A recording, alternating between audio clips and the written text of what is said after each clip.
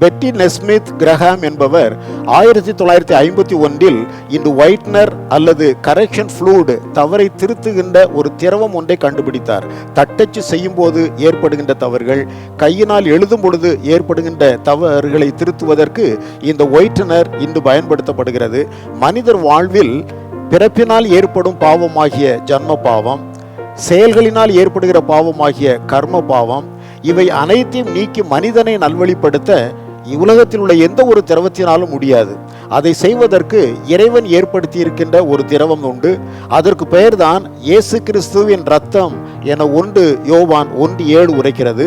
இயேசு கிறிஸ்துவின் ரத்தமே மனிதரின் பாவக்கரைகளை நீக்கி அவர்களை பரிசுத்த பாதையில் நடத்துவதற்கு உதவியாக இருக்கும். பிரியமானவர்களே, பாவம் செய்யாத மனிதர் உலகில் இல்லை. அதனால் தேவனுடைய சமூகத்தை நாம் இழந்து நிற்கின்றோம்.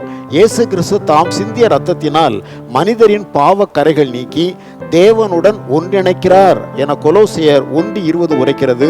இயேசுவின் மீது விசுவாசம் வைப்போம், பாவக்கரைகள் நீங்கி சுத்தமடைவோம்.